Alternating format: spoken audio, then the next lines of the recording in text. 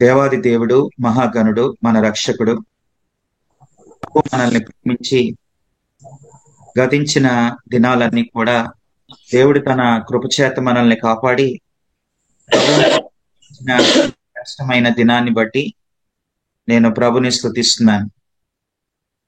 ఈ 16వ అధ్యాయ ధ్యానానికి మిమ్మల్ని అందరినీ కూడా ప్రేమతో ఆహ్వానిస్తూ ఉన్నాను. 22 అధ్యాయాలు 22 రోజులు అనే ఈ ఆధ్యాత్మిక చక్కని కార్యక్రమానికి క్రమంగా పాల్గొంటూ దేవుని వాక్యం చేత మేలు పొందాలి అనే ఆశతో దేవుని సన్నిధి పట్ల ఆశ కలిగిన మీ అందరిని బట్టి నేను ప్రభుని స్తుతిస్తున్నాను. ఈరోజు మనం ప్రకటన గ్రంథం 16వ అధ్యాయాన్ని మనం ధ్యానం చేయబోతూ ఉన్నాం. 16వ అధ్యాయం 7 ఏండ్ల శ్రమల కాలానికి ఇది చివరి అధ్యాయం. అయితే ఈ 16వ అధ్యాయం చాలా ప్రాముఖ్యమైన అధ్యాయం, అది మనం గుర్తించాలి. ఇప్పటి వరకు మనము ప్రకటన గ్రంథంలో గతించిన 15 అధ్యాయాలు మనం ధ్యానం చేయడానికి దేవుడు మనకి ఎంతో సహాయం చేశారు. మొదటి అధ్యాయంలో యేసుక్రీస్తు ప్రత్యక్షత, 2-3 అధ్యాయాల్లో 7 సంఘాలకు రాయబడినటువంటి సందేశాలు, అలాగే 4-5 అధ్యాయాల్లో 4వ అధ్యాయం మొదటి వచనంలో సంఘం ఎత్తబడుట, అలాగే ఆ తర్వాత 4-5 అధ్యాయాల్లో పరలోకంలో జరుగుతున్నటువంటి ఒక గొప్ప ఆరాధనను 4-5 అధ్యాయాల్లో మనం చూసాం. ఆ తర్వాత 6వ అధ్యాయం నుండి 7 ఏండ్ల శ్రమల కాలపు సంఘటనలు ప్రారంభమైనవి. 6వ అధ్యాయంలో 6 ముద్రలు విప్పబడుట, 7వ అధ్యాయంలో 2 జనాంగాలను మనం చూస్తాం. 2 జనాంగాలలో మొదటి జనాంగం 1,44,000 మంది. వారు 2 సాక్షుల ద్వారా వారు ప్రభువుని అంగీకరించి, ఆ తర్వాత వారి పరిచర్య ద్వారా లెక్కింపలేని గొప్ప సమూహం వారి ద్వారా ప్రభులోనికి రావడాన్ని 7వ అధ్యాయంలో మనం చూస్తాం.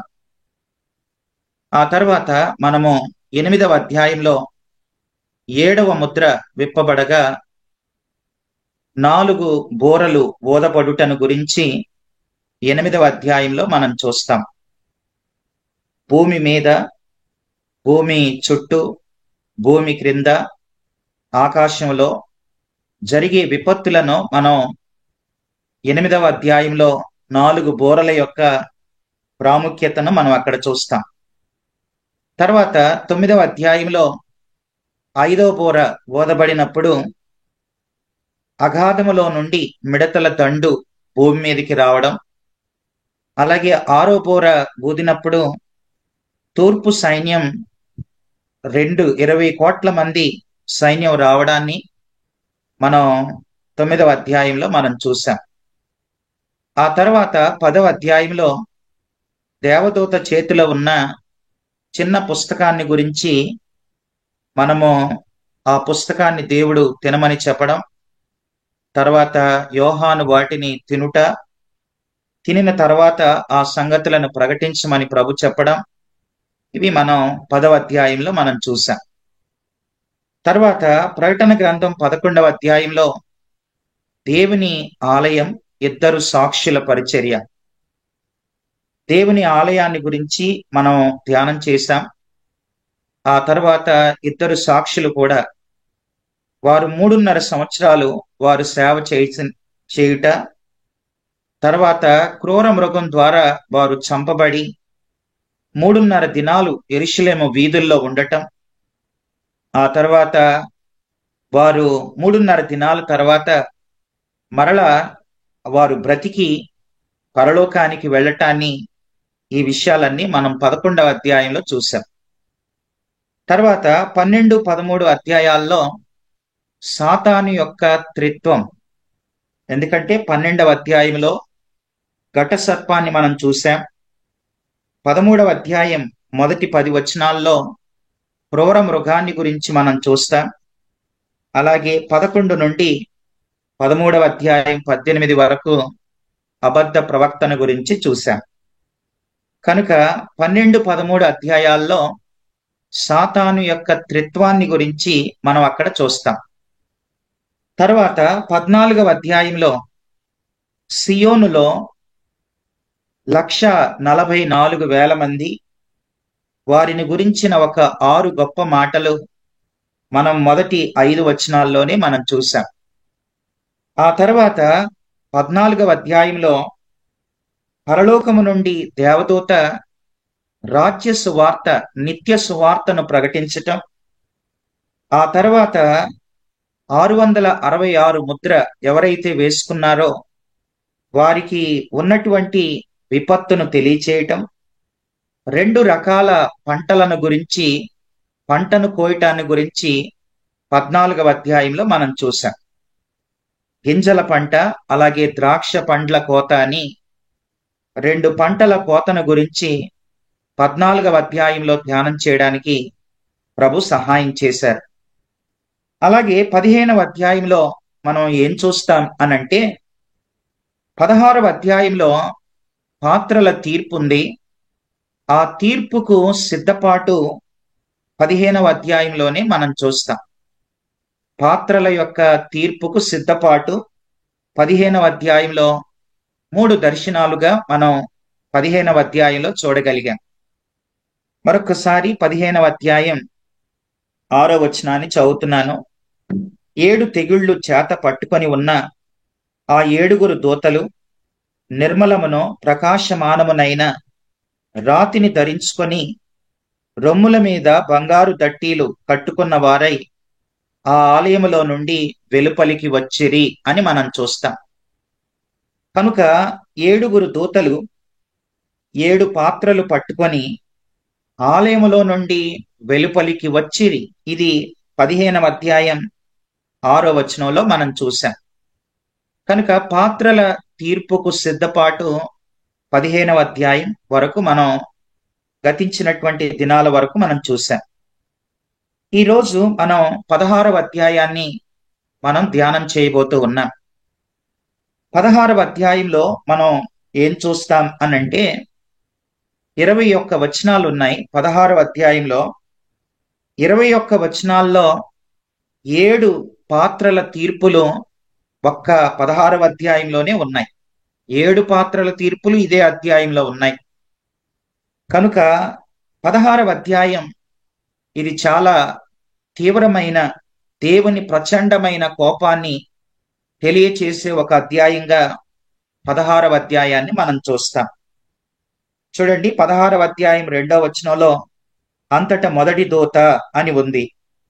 3వ వచనంలో 2వ దూత అని ఉంది. 4వ వచనంలో 3వ దూత అని ఉంది.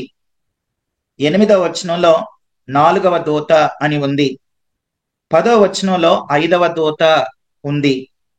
12వ వచనంలో 6వ దూత తన పాత్రను పట్టుకున్నాడు. అలాగే 17వ వచనంలో 7వ దూత. ఇలా 7 దూతల యొక్క పాత్రల తీర్పులు దేవుని ప్రచండ కోపం భూమి మీద కుమ్మరించబడటం ఇది 16వ అధ్యాయంలో మనం చూస్తాం. మొదటి వచనాన్ని నేను చదువుతున్నాను. ప్రకటన గ్రంథం 16వ అధ్యాయం 1వ వచనం. మరియు మీరు పోయి దేవుని కోపంతో నిండిన ఆ 7 పాత్రలను భూమి మీద కుమ్మరించుడని ఆలయములో నుండి గొప్ప స్వరము ఆ 7 దూతలతో చెప్పగా వింటిని అని మనం చూస్తాం. మీరు పోయి దేవుని కోపంతో నిండిన ఆ 7 పాత్రలు. కనుక ప్రకటన గ్రంథంలో ఇప్పటి వరకు మనం ఏం చూసాం అనంటే ప్రకటన గ్రంథం అంటే 6వ అధ్యాయం నుంచి 18వ అధ్యాయం వరకు కూడా భూమి మీద సంభవింపబోయే 7 ఏండ్ల శ్రమల కాలంలో దేవుని యొక్క తీర్పులు, దేవుని కోపం, ఇవి మనం 6 నుంచి 18 వరకు చూస్తున్నాం. అయితే వినండి, ఈ 6 నుంచి 18 అధ్యాయాల్లో ఏ విషయాలు ఉన్నాయి అనంటే ప్రధానంగా 3 విషయాలున్నాయి. ఒకటి 7 ముద్రల గురించి, రెండవది 7 బూరల గురించి, మూడవది 7 పాత్రల తీర్పులు 6 నుంచి మనకి 18వ అధ్యాయం వరకు కూడా ఈ 3 తీర్పులే మనం చూస్తాం. ముద్రల తీర్పు, బూరల తీర్పు, పాత్రల తీర్పు. అది 6 నుంచి 18 వరకు. ఈ 7 ఏండ్ల శ్రమల కాలంలో ఉండేవారెవరు అనంటే, ఒకటి ఇజ్రాయేల్ దేశంలో ఉన్న యూదులు. వాళ్ళ ప్రక్షాళన కొరకు 7 సంవత్సరాలు దేవుడు అవకాశం ఇచ్చాడని, అలాగే మిగతా నమ్మని అన్య జనాంగం, ప్రపంచంలో ఉన్న అన్య జనాంగం, అలాగే నామకార్థ క్రైస్తవులు కూడా ఆ 7 శ్రమ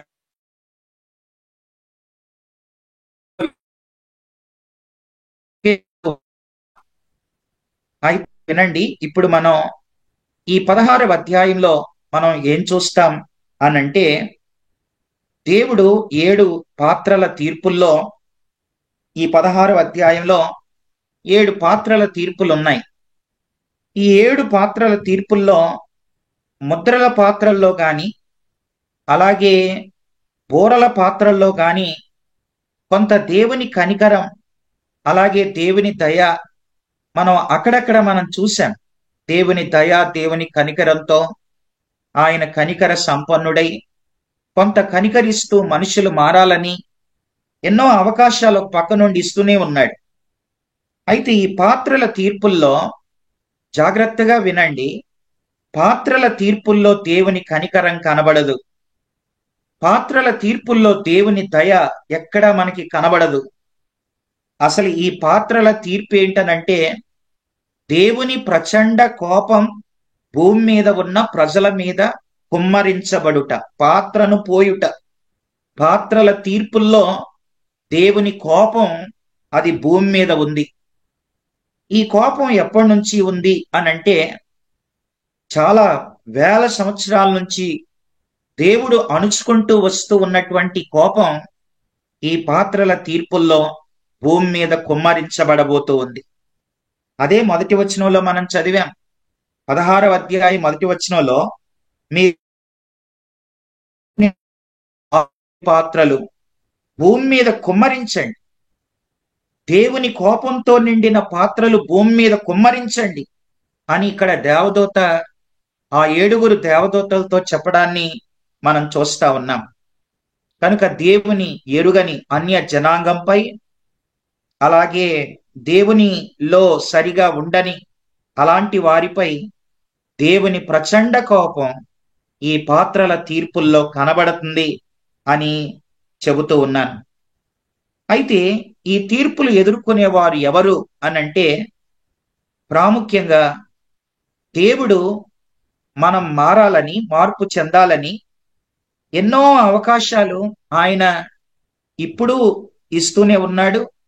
అప్పుడు కూడా ఆయన ఇచ్చాడు.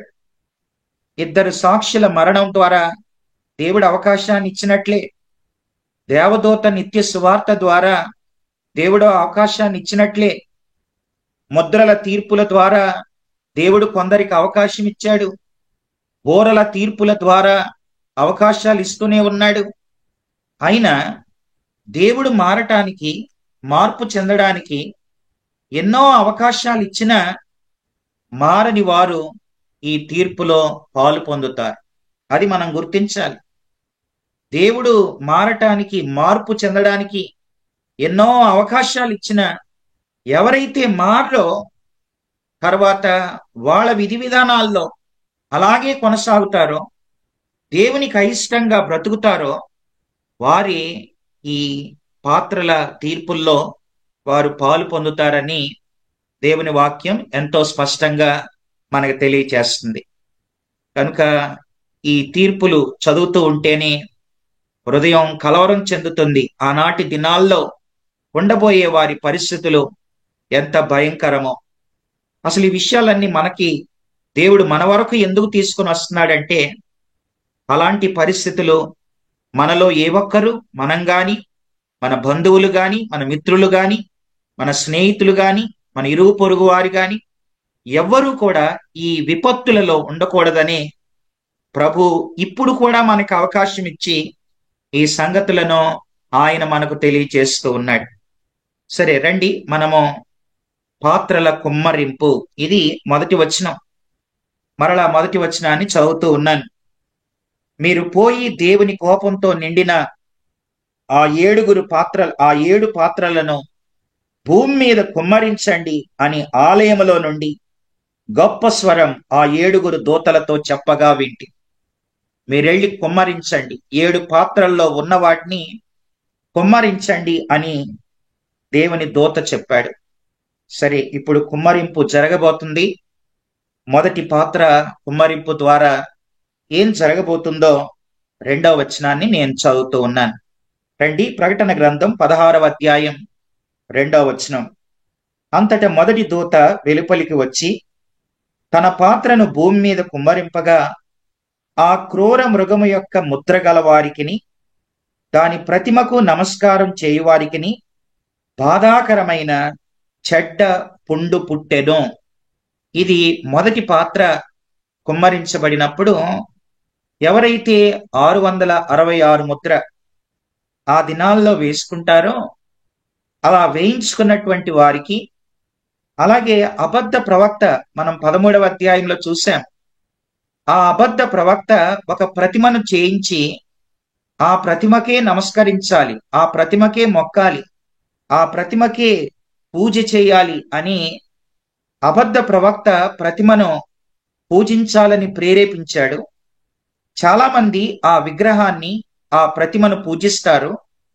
అలా పూజించినటువంటి వారికి, ఆ ప్రతిమకు నమస్కారం చేసిన వారికి ఏమి సంభవించబోతుంది అనంటే బాధాకరమైన చెడ్డ పుండ్లు, అవి ఆనాటి దినాల్లో ఉండే వారికి చెడ్డ పుండ్లు, బాధాకరమైన చెడ్డ పుండ్లు పుడతాయి అని దేవుని వాక్యం సెలవిస్తా ఉంది.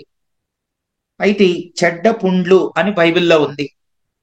మనకి నిర్గమాకాండం 9వ అధ్యాయం 8 నుంచి 11 వరకు ఫరో దినాల్లో కూడా దద్దుర్లు వచ్చినాయి, కానీ ఇవి దద్దుర్లు కాదు.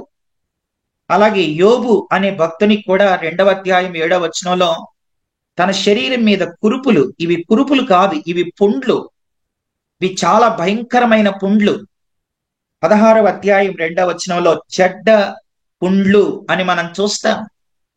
ఈ పుండ్లు లోపల చాలా బాధ కలిగిస్తాయి. ఈ పుండ్లు బయటికి దుర్వాసన, కంపు, దుర్వాసన, రోత, అవి చాలా ఒక బ్యాడ్ స్మెల్, ఆ పుండ్లు వస్తా ఉంటాయి, చెడ్డ పుండ్లు. దీనికి కారణం ఏంటనంటే వారి హృదయం రోతగా మారడమే. దేవుడు ఎన్నో అవకాశాలు ఇచ్చినా, ఆయన ఆది నుండి ప్రజలకి ఎన్నో అవకాశాలు ప్రభు ఇస్తూనే ఉన్నాడు. ఎన్ని అవకాశాలు ఇచ్చినా తమ జీవితాలను మార్చుకొనని వారు ఈ భయంకరమైన పుండ్ల చేత బహుబాధను ఆనాటి దినాల్లో అనుభవిస్తారు. శరీరంపై ఈ బాధ చాలా భయంకరంగా ఉంటది. ఈ చెడ్డ పుండ్లు అనే ఈ మాటని గ్రీకులో నోయిస్మ్ అని అన్నారు. నోయిస్మ్ అంటే అర్థం ఏంటంటే బాధ కలిగించేవి. వ్రణం అంటే చీము, అది కారుతా ఉంటది. తేమకారి పుండ్లు, ఇవి చాలా అది చూడటానికే చాలా భయంకరంగా ఉంటాయి. తర్వాత ఇవి అంటువ్యాధి, తర్వాత ఇంట్లో అందరికి వచ్చేస్తాయి. తర్వాత ఆనాటి దినాల్లో ఉండేవాళ్ళు, వాళ్ళ ఇంట్లో ఎంతమంది ఉంటారో వాళ్ళందరూ కూడా ఒకరి కాదు, ఇద్దరి కాదు, అసలు దేవుడి ఈ పాత్రను తన కోపంతో, తను అణుచుకున్న కోపాన్ని ప్రజల మీద కుమ్మరించినప్పుడు ప్రతి ఒక్కరూ కూడా ఈ పుండ్ల చేత బహుబాధను అనుభవిస్తారు. ఇది ఎందుకు జరిగిద్ది అనంటే ఒక్క మాట బైబిల్లో చూడండి. కొరింథీలకు రాసిన మొదటి పత్రిక నేను చదువుతూ ఉన్నాను. 3వ అధ్యాయం 16-17 వచనాలు. మీ దగ్గర బైబిల్ ఉంటే బైబిల్లో ఈ మాట చూడండి, మనకు అర్థం అయింది. కొరింథీలకు రాసిన మొదటి పత్రిక 3వ అధ్యాయం 16-17 వచనాల్లో ఇలా ఉంది: మీరు దేవుని ఆలయమై ఉన్నారనియు దేవుని ఆత్మ మీలో నివసించుచున్నాడనియు మీరు ఎరుగరా? ఎవడైనను దేవుని ఆలయమును పాడు చేసిన ఎడల దేవుడు వానిని పాడు చేయను. ఇప్పుడు ఇక్కడ జరిగేది అదే. దేవుడు వానిని పాడు చేయను. అసలు ఈ దేహాన్ని దేవుడు ఎందుకు ఇచ్చాడు? ఈ మాటలు వింటున్న అన్న, అక్క, తమ్ముడు, చెల్లి, అసలు దేవుడు మనకి ఎందుకు దేహాన్ని ఇచ్చాడు అనంటే, ఈ దేహం దేవుని ఆలయం. మనలో దేవుడు పరిశుద్ధాత్ముడు ఈ దేహములో నివసించాలని ఆయన ఆశపడుతున్నాడు. అయితే ఈ దేహాన్ని దేవుని ఆలయంగా కాకుండా దేవుని ఆలయమైన ఈ దేహంతో చూడకూడని వాటిని చూసి, వినకూడని వాటిని విని, మాట్లాడకూడని మాటలు మాట్లాడి, ఈ శరీరంతో ఇష్టం వచ్చిన పనులు చేసుకొని దేవునికి ఆయాసం పుట్టిస్తూ ఆయన ఆలయమైన దేహాన్ని పాడు చేసిన ప్రతి ఒక్కరిని ఒక రోజున దేవుడు ఈ పాత్రల తీర్పుల్లో మొదటి పాత్ర అది కుమ్మరించబడ్డప్పుడు ఈ చెడ్డ పుండ్ల చేత ప్రజలు బహుబాధను అనుభవిస్తారు. అది మొదటి తెగులు. ఇది మొదటి తెగులు. తర్వాత రెండో పాత్ర చూడండి. ప్రకటన గ్రంథం 16వ అధ్యాయం 2వ పాత్ర గురించి మనం 3వ వచనంలో మనం చూస్తాం. ప్రకటన గ్రంథం 16వ అధ్యాయం 3వ వచనం. రెండవ దూత తన పాత్రను సముద్రములో కుమ్మరింపగా సముద్రము పీనుగ రక్తం వంటిదాయను. పీనుగ రక్తం అంటే అది గట్టిగా నల్లగా ఉంటది. పీనుగ రక్తం నల్లగా ఉంటది, గట్టిగా అయిపోద్ది. అయితే రెండవ దూత తన పాత్రను నదుల్లోనూ జలధారల్లోనూ కుమ్మరించగా నదుల మీద పాత్ర కుమ్మరించబడద్ది. అలా నదుల మీద, సముద్రాల మీద ఆ పాత్ర కుమ్మరించబడినప్పుడు ఏం జరిగిద్ది అనంటే, సముద్రం పీనుగ రక్తంగా మారిపోయి సముద్రంలో ఉన్నటువంటి జీవ జంతువులన్నీ చచ్చెను అని 3వ వచనంలో ఉంది. జీవ జంతువులన్నీ చనిపోతాయండి. సముద్రంలో ఉన్న ప్రతి జీవి చనిపోద్ది. ఇది ఫైనల్ తీర్పులు. ఇక 7 ఏండ్ల శ్రమల కాలంలో చివరి తీర్పు. దీని తర్వాత ఇక తీర్పులు లేవు. దీని తర్వాత యుద్ధమే ఉంది. హర్మగిద్దోని యుద్ధం ఉంది. ఆ యుద్ధం అనంతరం 1000 ఏండ్ల పాలన, తర్వాత పరలోకం. ఇదే ప్రకటన గ్రంథం. కాబట్టి ఇది చివరి తీర్పులు అన్నమాట. రెండవ పాత్రను సముద్రం మీద పోయబట్టం చూస్తాం. అప్పుడు సముద్రం మీద ఆ దూత పోసినప్పుడు, కుమ్మరించినప్పుడు సముద్రం పీనుగు రక్తం అయిపోయింది. తర్వాత సముద్రంలో ఉన్న జీవ జంతువులన్నీ చనిపోయినాయి. అసలు సముద్రంలో ఒక్క జంతువు కూడా, జీవించే జంతువు ఏది కూడా, చేపలు గాని, తిమింగల ఏవి కూడా సముద్రంలో అన్నీ చనిపోతాయి. అది రెండవ దూత రెండవ పాత్రను కుమ్మరించినప్పుడు జరిగే విషయం. వినమండి, సముద్రం అనంటే ఈ భూమి మీద 70% ప్రజల జీవనాధారం సముద్రాలే. అసలు సముద్రం లేకపోతే ప్రజల 70% జీవన ఆధారం అది సముద్రాలే. ఈ రోజున మనం చూడండి, సముద్రం ఈ ప్రాంతాల్లో, సముద్ర ప్రాంతాల్లో ఉండే వారి జీవనాధారం అదే. తర్వాత మనందరికీ తెలుసు కదా, మన ఇళ్లల్లో మురికి, చెత్త, చెదారం, ఈ నీళ్ళన్నీ కూడా వేస్టేజ్ వాటర్ అంతా చివరికి ఎందులోనికి వెళ్ళిపోద్ది అనంటే చివరికి వెళ్ళేది సముద్రంలోకి. సముద్రంలో ఇప్పుడు ఒక మంచి గుణం ఉంది, అవి సముద్రంలో ఉప్పు.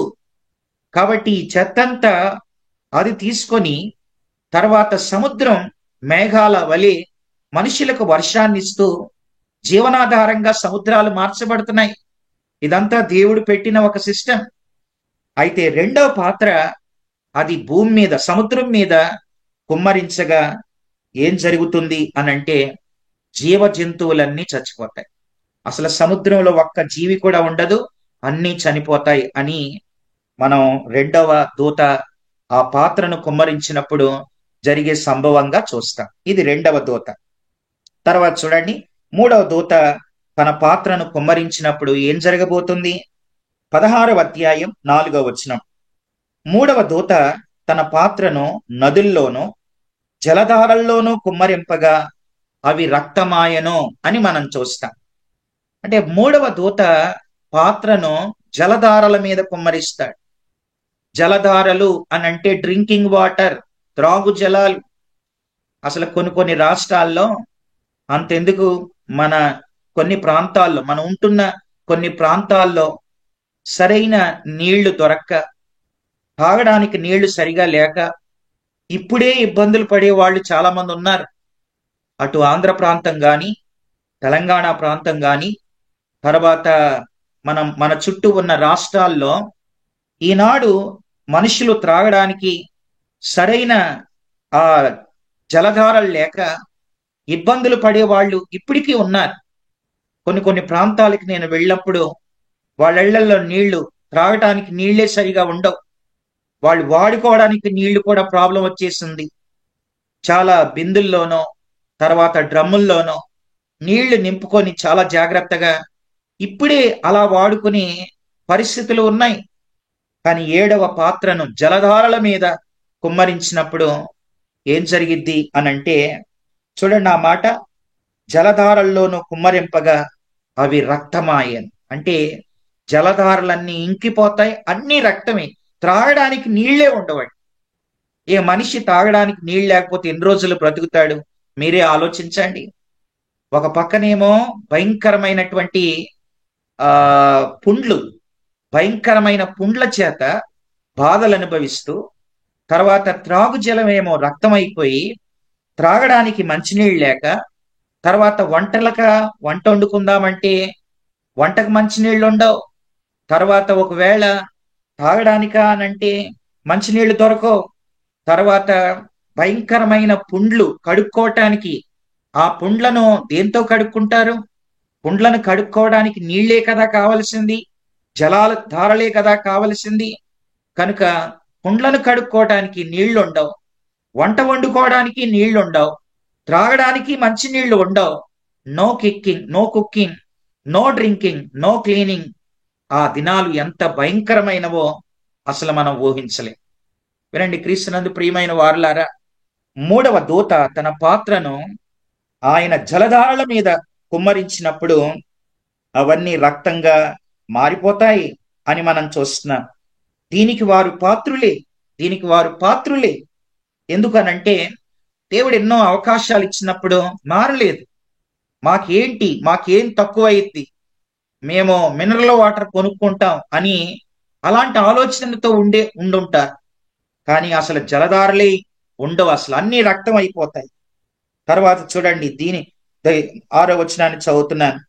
6వ వచనంలో అక్కడ ఇలా ఉంది, దీనికి వారు పాత్రులే, నీవు ఇలాగు తీర్పు తీర్చితివి గనుక నీవు న్యాయవంతుడవని జలముల దేవదూత చెప్పగా వింటిని. జలముల దేవదూత, నిజమే కదా, ఇవన్నీ నువ్వు ఇలా చేయటం న్యాయమే అని దేవునితో చెబుతున్నట్లుగా చూస్తున్నాం.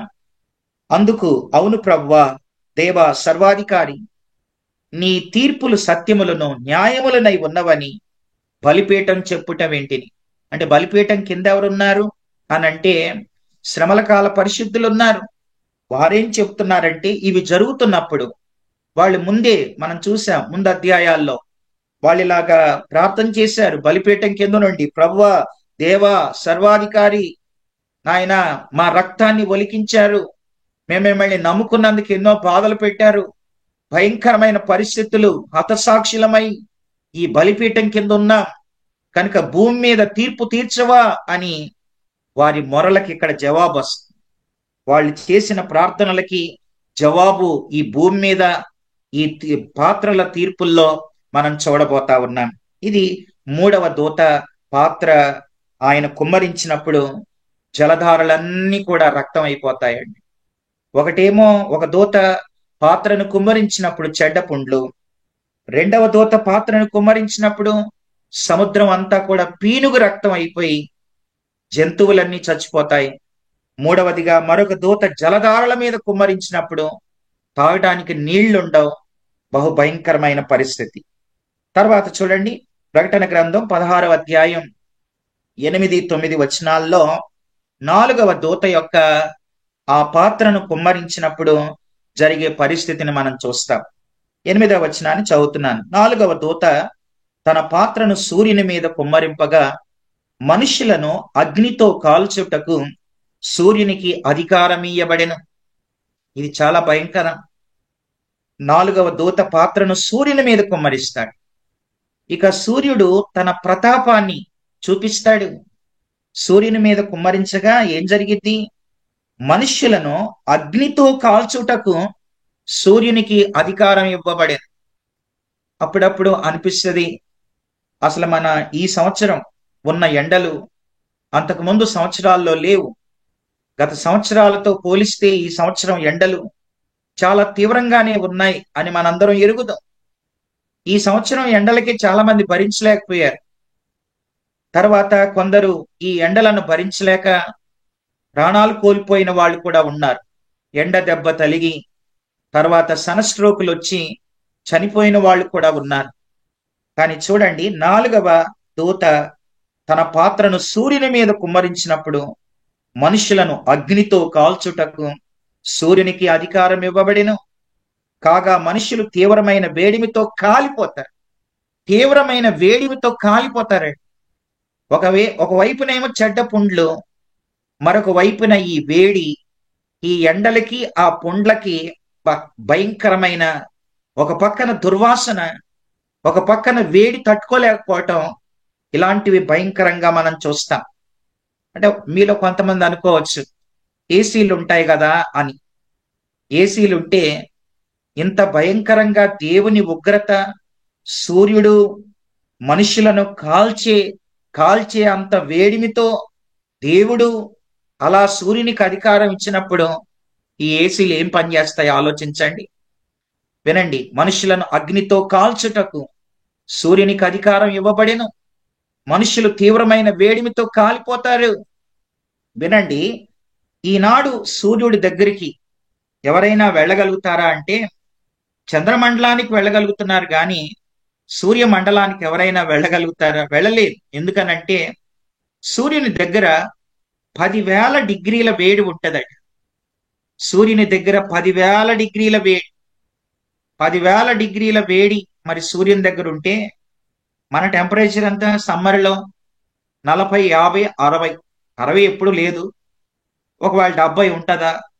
మరి 10,000 డిగ్రీల వేడికి ఏ మానవుడైనా మాడి మసైపోవటం తప్ప ఇంకా ఏముంది చెప్పండి. కాబట్టి 10,000 డిగ్రీల వేడి సూర్యుని దగ్గర ఉంటది. అలాంటి గొప్ప వేడితో మనుషుల్ని కాల్చటానికి దేవుడు సూర్యుని మీద తన ఉగ్రతను కుమ్మరించినప్పుడు ఆ వేడికి మనుషులు తట్టుకోలేక ఎంతో మంది చనిపోతారు. తర్వాత కొంతమంది ఆయన్ని దూషిస్తారు కూడా. చూడండి, ఆ మాట ఉంది 9వ వచనంలో, కాగా మనుషులు తీవ్రమైన వేడిమితో కాలిపోయి ఈ తెగుళ్ల మీద అధికారం గల దేవుని నామాన్ని దూషిస్తున్నారు. ఇంకా ఏం దేవుడు అని ఇంకా దేవుణ్ణి దూషిస్తున్నారే తప్ప ఆ కిందే ఉంది, ఆయనను మహిమపరుచినట్లు వారు మారు మనస్సు పొందినోళ్ళు కా.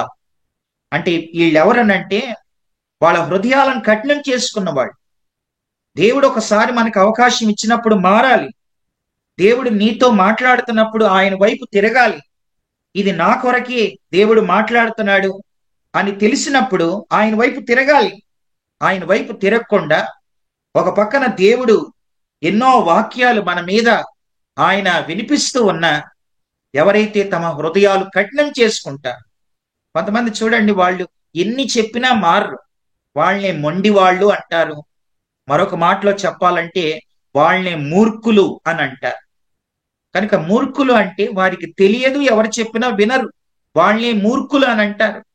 ఇక్కడ ఉన్న మనుషులు, ఆ దిన మనుషులు వాళ్ళు అలాగే ఉన్నారు. వాళ్ళు 7 ఏళ్ల శ్రమల కాలంలో ఉండే మనుషులు వారు ఎలాంటి వారనంటే భయంకరమైన పుండ్లతో బాధపడుతూ దేవుణ్ణి దూషిస్తున్నారు, కానీ సత్యదేవుణ్ణి తెలుసుకోవట్లేదు.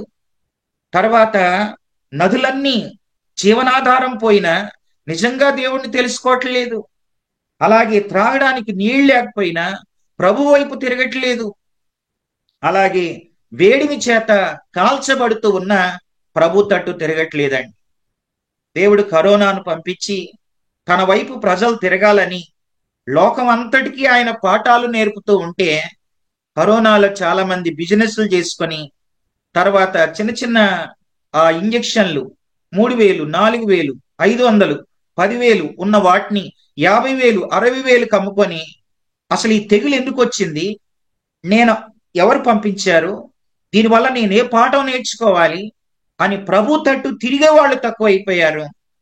డబ్బుల్ని సంపాదించుకొని ఈ కరోనా టైంలో కూడా మేము గొప్పోళ్ళం కావాలని పాఠాలు నేర్చుకోలేని మనుషులు మనం చూసాం ఆనాటి దినాల్లో. ఇప్పుడు కూడా అంతే, పరిస్థితులు అంతే. ఆ 7 ఏళ్ల శ్రమల కాలంలో ఇవి చివరి తీర్పులండి. దేవుని ఉగ్రత తీర్పు ఇది, ఫైనల్ తీర్పు ఇది. దీని తర్వాత ఇక తీర్పులు లేవు ఇక. కనుక 4వ పాత్రను ఆయన సూర్యుని మీద కుమ్మరిస్తాడు. అలా కుమ్మరిస్తే చూడండి, మనుషులు తీవ్రమైన వేడిమితో కాలిపోతారు. ఆ పొండ్లకి, ఈ వేడికి, ఆ ఇంటి నిండా ఉన్నవారి వాసనతో బహుబాధను వారు అనుభవిస్తారని మనం 9వ వచనం వరకు చూస్తాం. ఇది 4వ దూత పాత్రను కుమ్మరించినప్పుడు జరిగే సంభవం. ఆ తర్వాత చూడండి, 5వ దూత మనం గమనిస్తే 5వ దూతను గురించి తన పాత్రను ఆయన ఎక్కడ కుమ్మరిస్తాడో 10వ వచనంలో మనం చూస్తాం. ప్రకటన గ్రంథం 16వ అధ్యాయం నేను 10, 11 వచనాలు చదువుతూ ఉన్నాను. 5వ దూత తన పాత్రను ఆ క్రూర మృగము యొక్క సింహాసనం మీద కుమ్మరింపగా దాని రాజ్యము చీకటి కమ్మెను. మనుష్యులు తమకు కలిగిన వేదనను బట్టి తమ నాలుకలు కరుచుకొనుచుండిరి అని ఉంది. అంటే 10వ వచనంలో 5వ దూత తన పాత్రను ఆ క్రూర మృగము యొక్క సింహాసనం మీద కుమ్మరిస్తాడు. అంటే 7 ఏండ్ల శ్రమల కాలంలో ఉండే సింహాసనం ఒకటే, అది మనం గతంలోనే విన్నాం. కనుక ప్రపంచ రాజ్యాలన్నీ ఏకమవుతాయి. తర్వాత ఈ క్రూర మృగమే పరిపూర్ణమైన అధికారంతో ఆ 7 ఏండ్ల శ్రమల కాలంలో వీడే పరిపాలిస్తాడు. వాడి ముద్ర 666, కనుక వాని సింహాసనమే ఉంటది. అయితే ఆ 7 ఏండ్ల శ్రమల కాలంలో క్రూర మృగము యొక్క సింహాసనం మీద ఇక్కడ పాత్ర కుమ్మరింపు జరుగుతా ఉంది. ఎప్పుడైతే ఈ పాత్ర కుమ్మరింపు జరిగిద్దో ఏం జరిగిద్దనంటే దాని రాజ్యం చీకటి కమ్మెనో అని మనం చూస్తాం. వాడి రాజ్యం చీకటి కమ్మింది. చీకటి అనంటే మనకు తెలుసు, చీకటి అంటే పాపం. బహు భయంకరమైన అంధత్వంలోనికి మనుషులు ఇంకా వెళ్ళిపోతారు. వాళ్ళు నైతిక అంధకారాన్ని అనుభవిస్తారు. ఆధ్యాత్మిక అంధకారం వాటిల్లుతుంది. జ్ఞాన సంబంధమైన అధికారం వాటిల్లుతుంది. భావోద్రేకాల అంధకారం ఆ దినాల్లో వాటిల్లుతుంది. అసలు వాడి పాలన, వాడి రాజ్యం, వాడి సింహాసనం అంతా కూడా చీకటి మయంగా మారిపోతుంది. మనుషులు కూడా బహు భయంకరంగా నైతిక అంధకారం పెరిగిపోయి విచ్చలవిడిగా వారి శరీర కోరికలను తీర్చుకుంటూ బహు భయంకరంగా వాళ్ళు చీకటిలోనే జీవిస్తారు. ఇక చీకటి అంతా అంతే. ఆ చీకటిలో జరిగే ఘోరాలు, ఆ చీకటిలో జరిగే అఘాయిత్యాలు అంతా చీకటిమయమైపోతుంది. ఆ తర్వాత చూడండి, అయినా సరే వాళ్ళు ఏం చేస్తారంటే తమ నాలుకలు కరుచుకుంటారు. ఒక పక్కన బాధను అనుభవిస్తూనే పాపాన్ని మానలేక నాలుకలు కరుచుకుంటారే తప్ప వాళ్ళు ప్రభు తట్టు తిరగరండి. ఎంత బహు భయంకరమైన మనిషిలో. పాపానికే వారి మనసు మొగ్గు చూపిద్ది తప్ప చీకటిలో ఉండటానికే ఇష్టపడతారు. చీకటిలో సంచరించడానికే ఇష్టపడతారు. చీకటి సంబంధమైన పనులు చేయడానికే ఇష్టపడతారు తప్ప మారరు కొంతమంది. అందుకే 11వ వచనంలో తమకు కలిగిన వేదనలను బట్టి, పొండ్లను బట్టి పరలోకమందున్న దేవుని దూషించిరి గాని తమ క్రియలు మాని మారు మనస్సు పొందిన వారు కాదు. కనుక మారు మనస్సు పొందరు వాళ్ళు. కొందరు మారలి కంతే. వాళ్ళని ఎంత కొట్టినా మారరు. తర్వాత ఎన్ని వాక్యాలు వాళ్ళ మీద కుమ్మరించినా కొంతమంది మారరు. అలాగే ఉంటారు వాళ్ళు చివరి వరకు. చూడండి, ఇది 5వ దూత తన పాత్రను కుమ్మరించినప్పుడు జరిగేటటువంటి సంభవం. వాళ్ళు దేవుణ్ణి దూషిస్తారు. మారు మనసు పొందకుండా తమ హృదయాన్ని కఠినం చేసుకుంటారని మనం దేవుని వాక్యంలో చూస్తున్నాం. ఇది 5వ దూత తన పాత్రను కుమ్మరించగా జరిగే విషయం. తర్వాత చూడండి, 6వ పాత్ర గురించి మనం 12 నుంచి 16 వరకు మనం చూస్తాం. చూడండి, 12 నుంచి 16 వరకు చదువుతున్నాను. 6వ దూత తన పాత్రను యోప్రటీసు అను మహానది మీద కుమ్మరింపగా తూర్పు నుండి వచ్చు రాజులకు మార్గము సిద్ధపరచబడినట్లుగా దాని నీళ్లు ఎండిపోయెను అని మనం చూస్తాం. జాగ్రత్తగా గమనించండి. 12వ వచనంలో మనం గమనిస్తే, 6వ దూత తన పాత్రను యూఫ్రటీసు అను మహానది మీద కుమ్మరింపగా, తూర్పు నుండొచ్చే రాజులకు మార్గం సిద్ధపరచబడినట్లు దాని నీళ్లు ఎండిపోయెను అని మనం చూస్తాం. యూఫ్రటీసు నది ఎండిపోద్ది. యూఫ్రటీస్ నది గురించి కొన్ని విషయాలు తెలుసుకోవాలి. ఈ యూఫ్రటీస్ నది 3600 అడుగుల వెడల్పు, 30 అడుగుల లోతు కలిగి 1800 మైళ్ళు ప్రవహించే ఒక పెద్ద నదిది. ఈ నదికి చాలా ప్రాధాన్యత ఉంది. యూఫ్రటీస్ నదికి చాలా ప్రాధాన్యత ఉంది. మనం ఆదికాండం 2వ అధ్యాయంలో ఏదెను తోటలో నుంచి 4 నదులు శాఖలుగా విడిపోయినాయి అని మనం చూసాం. ఆ 4 నదులలో ఒకటి యూఫ్రటీస్ నది. దీనికి చాలా ప్రాధాన్యత ఉంది. 3600 అడుగులు వెడల్పు, 30 అడుగుల లోతు, 1800 మైళ్ళు ప్రవహించే ఒక పెద్ద నది ఇది. అయితే ఈ నది ఎండిపోవడాన్ని మనం చూస్తాం. ఈ నదికి చాలా ప్రాధాన్యత ఉంది. బబులోనీయుల చరిత్రలో ఈ నదికి చాలా చరిత్ర ఉంది. ఎందుకనంటే ఈ నది పక్కనే ఆదికాండం 10వ అధ్యాయం 11వ అధ్యాయంలో మనం చూస్తాం, నిమ్రోదు అనేవాడు ఇక్కడే బాబేలు గోపురాన్ని కట్టాలని ప్రయత్నం చేశాడు. అది ఆకాశాన్ని అంటాలన్న ఎత్తుగా ప్రజలందరూ కూడా సమకూడి వాళ్ళు బాబేలు గోపురాన్ని కట్టడానికి ప్రయత్నం చేసింది ఎక్కడనంటే ఈ యూఫ్రటీస్ నది ఒడ్డునే. అందుకే దీన్ని బాబేలు లేదా బబులోను అనే చరిత్ర ఈ యూఫ్రటీస్ నది ఒడ్డునే ప్రారంభమైంది. కనుక ఈ మనం చదివిన 12వ వచనంలో తూర్పు నుండి వచ్చే రాజులకు మార్గం సిద్ధపరచబడబోతుంది. ఎందుకనంటే ఇక ముందు యుద్ధం ఉంది. ఆ యుద్ధం పేరు హర్ మెగిద్దోను అని 16వ అధ్యాయం 15వ వచనంలో ఉంది. హెబ్రీ భాషలో హర్ మెగిద్దోను అను చోటుకు వారిని పోగు చేయును అని ఉంది. అంటే తూర్పు దేశాల నుంచి వచ్చే రాజులు. తూర్పు దేశాల రాజులు ఎవరు అనంటే, ఈనాడు మనం ఆలోచిస్తే తూర్పు దేశాల రాజులు, తూర్పు దేశం అంటే చైనా, తూర్పు దేశం అంటే ఇండియా, తూర్పు దేశం అంటే రష్యా, తూర్పు దేశం అంటే జపాన్, ఇవన్నీ కూడా తూర్పు దేశాలకే వస్తాయి. ఈ ప్రాంతాలన్నీ కూడా మనం 12వ వచనంలో చూస్తాం. యూఫ్రటీసు అను మహా నది మీద కుమ్మరింపగా తూర్పు నుండి వచ్చే రాజులకు మార్గం సిద్ధపరచబడినట్టు ఈ తూర్పు రాజులన్నీ కూడా అన్ని దేశాలు ఏకమైపోతాయి. కనుక వీడంతా ఏకం చేస్తాడు. ఏకం చేసి వాడు ఏం చేస్తాడంటే, ఈ నది దగ్గరే ఒక పెద్ద యుద్ధం అది జరగబోతుంది. తూర్పు దేశాల సైన్యం యెరూషలేము మీదకి దండెత్తి రావడానికి మార్గం సరళం అవుతుంది. యుద్ధం జరిగే స్థలం ఎక్కడ అనంటే హర్ మెగిద్దోను అని ఇప్పుడే మనం 15వ వచనంలో మనం చూసాం.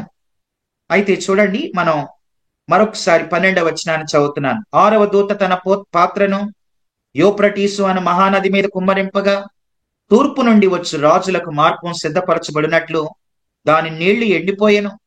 మరియు ఆ ఘట సర్పం నోట నుండి, క్రూర మృగం నోట నుండి, అబద్ధ ప్రవక్త నోట నుండి, ముగ్గురు నోట నుండి, ఘట సర్పం నోట నుండి, క్రూర మృగం నోట నుండి, అబద్ధ ప్రవక్త నోట నుండి కప్పల వంటి 3 అపవిత్రాత్మలు బయలువెళ్ళగా చూచితిని. అవి చూడండి, అవి ఏంటంటే 14లో అవి సూచనలు చేయునట్టి దయ్యముల ఆత్మలే.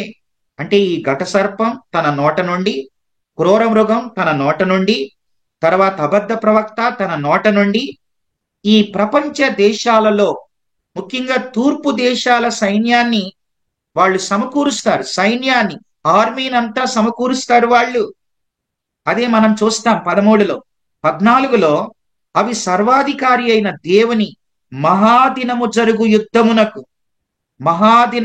యుద్ధం అంటే 7 ఏండ్ల శ్రమల కాలం అనంతరం మధ్యాకాశంలో ఉన్న సంఘాన్ని ఆయన వెంటబెట్టుకుని భూమి మీదకి వస్తాడు. అప్పుడు మహాదినం జరుగు యుద్ధం అంటే హర్మగిద్దోను యుద్ధానికి లోకమందంతటా చూస్తున్నారే 14లో, లోకమందంతటా ఉన్న రాజులను పోగు చేయవలెనని వారి యొద్దకు బయలు వెళ్ళి, అంటే వాళ్ళ ముగ్గురు ప్రపంచంలో ఉన్న లోకమంతటా ఉన్న రాజులందరినీ కూడా వారు హర్మగిద్దోనని చోటికి వారు పోగు చేస్తారు. అందుకే ఈ నది, ఇంత మహా చరిత్ర కలిగినటువంటి ఈ నది మనం ఎండిపోయినట్లుగా మనం చూస్తా ఉన్నాం. 15వ వచనం, హెబ్రీ భాషలో హర్ మెగిద్దో నన్ను చోటుకు వారిని పోగు చేయను అని మనం చూస్తాం. ఈ నది గురించి కూడా మనం కొన్ని విషయాలు మనం ఆలోచన చేస్తే, ఈ యూఫ్రటీస్ నదికి చాలా చరిత్ర ఉంది అని ఇందాకే అన్నాను. న్యాయాధిపతుల గ్రంథం 4-5 అధ్యాయాల్లో దెబోరా బారాకు సహాయంతో, అలాగే యాబీను సహాయంతో సిసేరాను ఓడించింది ఎక్కడ అనంటే ఈ యూఫ్రటీస్ నది దగ్గరే. ఇదే స్థలం. దీన్ని హర్మగిద్దోను స్థలం అంటాం. అంటే ఈ హర్మగిద్దోను యుద్ధాలకు ప్రాధాన్యత చెందిన స్థలం. ఇక్కడ ఎన్నో యుద్ధాలు జరిగినాయి గతంలో కూడా. ఇప్పుడు నేను చెప్పిన న్యాయాధిపతులు 4-5 అధ్యాయాల్లో అక్కడ దెబోరా సమయంలో బారాకు వెళ్ళి యుద్ధం చేశాడు కదా, 10,000 మందిని తీసుకొని వెళ్ళి యుద్ధం చేశాడే, అది ఈ మెగిద్దో లోయనే. అలాగే న్యాయాధిపతుల గ్రంథం 7వ అధ్యాయంలో గిద్యోను కూడా మిద్యానీల మీద యుద్ధం చేసింది ఈ మెగిద్దో లోయలోనే. అలాగే సమూయేలు మొదటి గ్రంథం 31వ అధ్యాయంలో యోనాతాను, సౌలు వీళ్ళు యుద్ధంలో చనిపోయారు కదా, వాళ్ళు చనిపోయిన స్థలం కూడా ఈ మెగిద్దో లోయనే. అలాగే దినవృత్తాంతాల 2వ గ్రంథం 35వ అధ్యాయంలో మన యోధారాజైన యోషియా, ఆయన కూడా యుద్ధం చేస్తూ చనిపోయిన స్థలం అది కూడా మెగిద్దో లోయనే. ఈ మెగిద్దో లోయ తాబోరు కొండకి, గిల్బోవా కొండకి మధ్యలోని ఇది ఒక పెద్ద లోయగా ఏర్పడి అక్కడ జరగబోయే యుద్ధమే ఈ హర్ మెగిద్దోను యుద్ధం అని మనం చూస్తాం. దీనికి ఇశ్రాయేలు లోయ అని, యెహోషాపాతు లోయ అని దీనికి పేర్లు కూడా ఉన్నాయి. వినండి, లోకరాజ్యాలన్నీ ఏకమైపోయి యుద్ధానికి లేస్తాయి. ప్రపంచం అంటే ఆ 7 ఏళ్ల శ్రమల కాలంలో ప్రపంచం అంతా ఒకవైపు అయింది. యేసు ప్రభువుని నమ్మిన యూదులు ఒకవైపు అవుతారు. వారిద్దరి మధ్యలో ఈ లోయలో జరిగే యుద్ధం, దీన్ని హర్ మెగిద్దోను యుద్ధం అని అంట. ఇది మనం ఆ దూత 6వ పాత్రను ఆయన యూఫ్రటీస్ నది మీద కుమ్మరించగా జరగబోయే సంఘటన అని నేను మీకు తెలియజేస్తున్నాను. ఇది 6 పాత్రల తీర్పు. తర్వాత చివరిది చూడండి, 7వ పాత్రను గురించి మనం చూస్తే 16వ అధ్యాయం 17వ వచనం, 17, 18, 19, 20, 21 వచనాల్లో మనము 7వ దూత తన పాత్రను కుమ్మరించడానికి గురించి చూస్తాం. 17వ వచనాన్ని చదువుతున్నాను. 7వ దూత తన పాత్రను వాయుమండలం మీద కుమ్మరింపగా సమాప్తమైనదని చెప్పుచున్న ఒక గొప్ప స్వరము గర్భాలయములోనున్న సింహాసనం నుండి వచ్చాను. 7వ దూత వాయుమండలం మీద, వాయుమండలం అంటే సాతాను ఇప్పుడు కాపురమున్న స్థలం, అది దాని మీద కుమ్మరించగా ఇక అన్ని సమాప్తం అంతే. 7వ పాత్ర కుమ్మరింపు ద్వారా జరిగేది ఏంటంటే అన్ని సమాప్తం అయిపోతాయి. ఇక ఏమీ ఉండదు, అన్ని తొడవబడతాయి ఇక అంతే. ఇక ఆ యుద్ధం అనంతరం అంతే. నమ్మని వాళ్ళందరూ ఇక ధవళ సింహాసనపు తీర్పుకు పోవడమే. ఇక నమ్మిన వారికి మాత్రం భవిష్యత్తు ఉంది. అది మనం 7వ దూత పాత్ర వాయుమండలం మీద కుమ్మరింపబడినప్పుడు జరిగే విషయం. అప్పుడు ఏం జరిగిద్దో తెలుసా? వినండి జాగ్రత్తగా. 7వ దూత పాత్రను కుమ్మరించగా మనం 18వ వచనంలో అప్పుడు మెరుపులు, ధ్వనులు, తర్వాత మెరుపులు, ధ్వనులు, ఉరుములు పుట్టెను, పెద్ద భూకంపం కలిగెను, మనుషులు భూమి మీద పుట్టినది మొదలుకొని అట్టి మహా భూకంపం కలగలేదు, అది అంత పెద్ద గొప్పది. వినండి 19వ వచనంలో, ప్రసిద్ధమైన మహాపట్టణం 3 భాగములాయను. ప్రసిద్ధమైన మహాపట్టణం అనంటే బబులోను పట్టణం. కనుక బబులోను పట్టణం 3 భాగాలైపోద్ది. ఈ బబులోను పట్టణాన్ని గురించి ప్రకటన గ్రంథం 17, 18 వినండి. 17, 18 అధ్యాయాల్లో ఏముందో అదే ఇక్కడ ఈ 7వ పాత్ర కుమ్మరించినప్పుడు ఏమి సంభవించబోతుందో అవి 17, 18 అధ్యాయాల్లో వివరంగా రాశాడు. కానీ 17, 18లో ఉన్నది ఏంటనంటే ఇక్కడ 16, 19లో ఉన్నట్లుగా ప్రసిద్ధమైన మహాపట్టణం 3 భాగాలైంది. అంటే బబులోను పట్టణం 3 భాగాలుగా అది అయిపోద్ది. ఆ మూడు భాగాలు ఏంటంటే, ఒకటి మతపరమైన వ్యవస్థ, రెండవది రాజకీయ పరమైన వ్యవస్థ, మూడవది వ్యాపారపరమైన వ్యవస్థ. ఇదే ఆ మహాపట్టణం మూడు భాగాలంటే. ఈ మూడు భాగాల గురించే మనం 17, 18 అధ్యాయాల్లో మనం చూస్తాం. ప్రకటన గ్రంథం 17వ అధ్యాయం, 18వ అధ్యాయం బబులోను పతనం. బబులోను పతనం ఆ రెండు అధ్యాయాలకి పేరు అదే, మహాబబులోను పతనం. అది 17, 18 అధ్యాయాలు. మరి బబులోన్లో ఏముంటది అని అంటే ఈ మూడు ఉన్నాయి. ఆ 17, 18 అధ్యాయాల్లో ఉన్నది ఇదే, మతపరమైన వ్యవస్థ, మతం, రెండవది రాజకీయ పరమైన వ్యవస్థ, మూడవది వ్యాపారపరమైన వ్యవస్థ. ఈనాడు చూడండి, ఎక్కడైనా సరే ప్రపంచం అంతా దేని మీద నడుస్తుంది? మతం. ప్రపంచం అంతా దేంతో నడుస్తుంది? రాజకీయం. ప్రపంచం అంతా దేంతో నడుస్తుంది అంటే వ్యాపారం. ఈ మూడే మహాబబులోన్. కనుక ఈ మూడు కూడా పతనం అయిపోతాయి. ఈనాడు మన కంటికి కనబడే ఈ మత వ్యవస్థలన్నీ కూడా పూర్తిగా తుడిచివేయబడతాయి. ఏది ఉండదు ఇక. తర్వాత రాజకీయ వ్యవస్థ కూలిపోద్ది. తర్వాత వ్యాపారపరమైన వ్యవస్థలు, ఇండస్ట్రీలు అన్ని కూడా కూలిపోతాయి. తర్వాత అవి పెద్ద పెద్ద షాపింగ్ మాల్స్ అవన్నీ కూడా కూలిపోతాయి. మన కంటికి కనబడే ఏ వ్యవస్థ కూడా, అది మతపరమైన వ్యవస్థ అయినా, రాజకీయ పరమైన వ్యవస్థ అయినా, వ్యాపారపరమైన వ్యవస్థ అయినా, ఈ ఈ మూడు వ్యవస్థలు కూడా కూలిపోతాయి అని మనం చూస్తున్నాం. అది 19వ వచనంలో ఉంది. ప్రసిద్ధమైన మహాపట్టణం మూడు భాగములాయను, అన్యజనుల పట్టణములు కూలిపోయాను. ఈ మూడు కూలిపోతాయి. తన తీక్షణమైన ఉగ్రతయను మధ్యము గల పాత్రను మహాబబులోనుకు ఇవ్వలెనని దానిని దేవుని సముఖమందు జ్ఞాపకం చేసిరి. అప్పుడు ఏం జరిగిద్దో తెలుసా? చూడండి, వినండి. మహాబబులోని వ్యవస్థలన్నీ కూలిపోగా ఏం జరిగిద్దంటే, 20వ వచనాన్ని చదువుతున్నాను. మనం 18వ వచనంలో మెరుపులు, ధ్వనులు, ఉరుములు, పెద్ద భూకంపం కలిగెను అని మనం చూస్తాం. పెద్ద భూకంపం అంటే గతంలో కూడా ఒక భూకంపం కలిగింది, కానీ అది ఆ భూకంపం కంటే ఈ భూకంపం మహాభూకంపం, పెద్ద భూకంపం. మహాభూకంపం కలిగెను. మనుష్యులు భూమి మీద పుట్టినది మొదలుకొని, చూస్తున్నారా 18వ వచనం, అప్పుడు మెరుపులు, ధ్వనులు, ఉరుములు పుట్టెను, పెద్ద భూకంపమును కలిగెను, మనుష్యులు భూమి మీద పుట్టినది మొదలుకొని అట్టి మహాభూకంపం కలగలేదు, అది అంత గొప్పది అని ఉంది. అంటే దీనివల్ల ఏం జరిగిద్దో తెలుసా? ఈనాడు ప్రపంచంలో ఎన్ని గుళ్ళు గోపురాలు ఉన్నాయో అవన్నీ ఈ పెద్ద భూకంపంతో కదిలిపోతాయి, కూలిపోతాయి.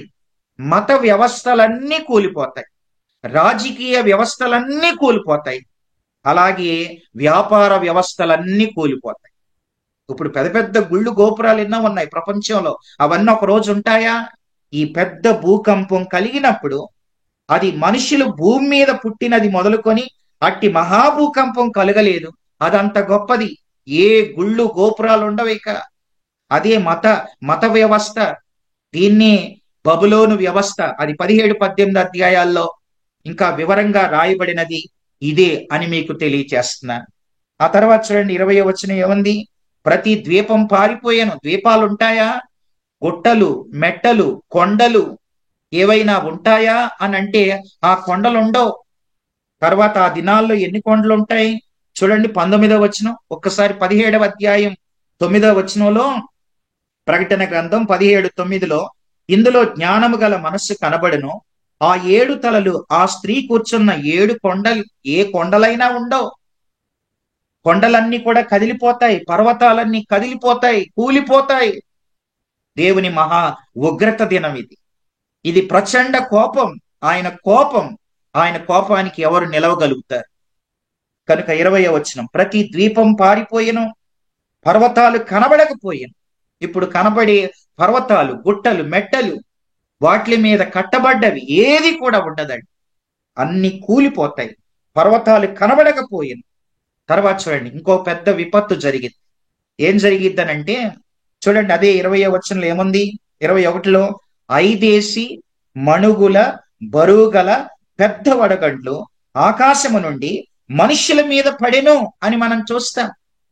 ఆనాటి దినాల్లో 5 మణుగుల బరువు గల పెద్ద వడగండ్లు.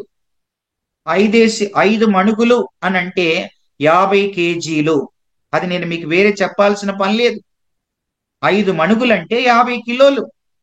మరి 50 కేజీల బరువు కలిగిన పెద్ద వడగళ్ళు మనుషుల మీద పడితే ఒక్కడైనా ఉంటాడా? తప్పించుకోగలరా? ఆనాటి దినాల్లో ఏ మానవుడైనా తప్పించుకోగలుగుతాడా అని అంటే తప్పించుకోలేరు. పెద్ద వడగళ్ళు ఆకాశము నుంచి మనుషుల మీద పడెను. ఆ వడగండ్ల దెబ్బ మిక్కిలి గొప్పదైనందున మనుషులు ఆ దెబ్బను బట్టి దూషిస్తారే తప్ప మారరండి. ఈ 7వ అధ్యాయం అంతా కూడా 7 పాత్రల యొక్క తీర్పును మనం చూస్తాం. ఇదే ఫైనల్. ఇక 17, 18 అధ్యాయాలు ఉన్నాయి. అది కూడా ఇందులోవే. 7వ పాత్రలోదే ఆ మహాబబులోను కూలిపోవటం, దాని గురించి ఆ 17, 18 అధ్యాయాల్లో ఉన్నది కూడా, ఆ తీర్పు కూడా ఈ 16వ అధ్యాయంలో ఉంది. కనుక 7 పాత్రల తీర్పు భూమి మీద కుమ్మరించబడినప్పుడు బహు భయంకరమైన శ్రమను భూమి మీద ఉన్న వాళ్ళు అనుభవిస్తారు. మత వ్యవస్థలు కూలిపోతాయి, రాజకీయ వ్యవస్థలు కూలిపోతాయి, వ్యాపార వ్యవస్థలు కూలిపోతాయి. మనుషులు బహు భయంకరమైన బాధను అనుభవిస్తారు. కానీ అప్పటికి చూడండి, అందుకని మనుషులు వాళ్ళ ప్రతిస్పందన ఏంటంటే దేవుణ్ణి దూషిస్తా ఉంటారు. దేవుడు కొందరిని, వినండి, బాధాకరమైన విషయం చెప్తున్నాను, దేవుడు కొందరిని ఎంత మొత్తినా వాళ్ళు మారరండి. కొంతమందిని ఎంత మొత్తినా, ఇప్పుడు వీళ్ళందరినీ మొత్తుతున్నాడు, మారారా అని అంటే మార్పు లేదు. కొందరిని మొత్తినా మారరు వాళ్ళు. ఇలాంటి వారికి నరకమే, చివరికి ఇక నరకమే. అందుకే జల జల జలదాత, చూడండి ఆ మాట ఉంది కదా, జలధారల దూత, జలముల మీద దూత ఈ తీర్పులన్నీ జరుగుతూ ఉంటే న్యాయమే ప్రభువా అని చెప్తుంది. కనుక కొంతమంది మారరు, ఎన్ని చెప్పినా మొండి వాళ్ళుగా ఉంటారు. నీ మొండి వైఖరిని మార్చుకోండి. ఇదే ఫైనల్. ఇక ఈ తర్వాత తీర్పులు లేవు. ఇక మనుషులు కూడా ఉండరు. ఇక ఇంత తీవ్రమైన వేడితో కాలిపోయి తాగడానికి నీళ్ళు లేక బహు భయంకరమైన పరిస్థితులు మనుషులు ఎదుర్కొంటూ ఉంటే ఇంకా ఎవరుంటారు? కానీ చెబుతున్నాను, వినండి, ఇది మిక్కిలి అనుకూలమైన సమయం. ఇదే రక్షణ దినం. రేపేం జరిగిద్దో మనకు తెలియదు. మారని వాళ్ళంతా ఇప్పుడే మారాలి. మార్పు చెందని వాళ్ళంతా ఇప్పుడే మార్పు చెందాలి. ప్రభు రాకడ ఎప్పుడో, మనం ఎప్పుడు పోతామో మనకు తెలియదు. ఆయన రాకడా తెలియదు, మన పోకడా తెలియదు. సమయం ఉండగాని మనం ప్రభు తట్టు తిరగాలి. తర్వాత ఒకవేళ తిరిగి మీరుంటే, తిరగని వాళ్ళనైనా ప్రభు తట్టు తిరగండి అని మనం చెప్పాలి. ఇలాంటి వారికి నరకమే దేవుని చివరి తీర్పిది. అందుకే 16వ అధ్యాయం 17వ వచనంలో సమాప్తమైనది అని ఉంది. అంతే, ఇక ఫైనల్ అన్నమాట. అది ఇందులో మనం చూస్తాం. కాబట్టి మానవ, నీవు మారకపోతే మారతావు, నిత్య నరకాగ్నిలో కాల్తావు. గుర్తుపెట్టుకోండి, మనం మారాలి, మార్పు చెందాలి. ఒకవేళ మారకపోతే, ఇలాగే ఉంటే ఒక రోజున వాళ్ళు మాడతారు, నిత్య నరకాగ్నిలో కాల్తారు. కాబట్టి ఒకవేళ మారితే, మారు మనసు పొందితే వాళ్ళు ఉంటారు పరలోకంలో, లేకుంటే తప్పదు అలాంటి వారికి నరకం. జాగ్రత్త పడతాం. మనల్ని మనం దేవుని కృపకు అప్పగించుకుందాం. రాబోయే ఉగ్రత నుండి మనం తప్పించుకుందాం. అట్టి కృప దేవుడు మనందరికీ దయచేయునుగాక. తలలు వంచండి, ప్రార్థన చేసుకుందాం. పరిశుద్ధుడా, ప్రేమగల తండ్రి, దయాళుడా, మహిమగల రాజా, మీకు స్తోత్రం నాయన. మీ ప్రచండ కోపం భూమి మీద కుమ్మరించబడితే ప్రభువా ఎవరు నిలవగలరు? నాయన, మీ కోపం నాయన 16వ అధ్యాయంలో కుమ్మరించబడింది. ఇంకా ఎవరైతే మారరో వారికి ఇది చివరి అవకాశం అని మీరు జ్ఞాపకం చేస్తున్నారు. కనుక మేము మారడానికి ఇప్పుడు అవకాశం ఉంది, కానీ ఒక రోజున ఉండదు. కాబట్టి నాయన, ప్రతి ఒక్కరూ కూడా మార్పు చెంది మీకు ఇష్టలుగా జీవించటానికి సహాయం చేయండి. ఇంకా ఎవరైనా ఒకవేళ మొండి వైఖరితో ఉంటే వారిని మీరే మార్చండి ప్రభువా. వారు అనుకున్నదే నిజమని ప్రభువా, మిమ్మల్ని నమ్మక వాళ్ళ మార్గంలోని వాళ్ళ ఆలోచనలతోని వెళ్ళి మొండి మనుషులను మార్చండి ప్రభువా.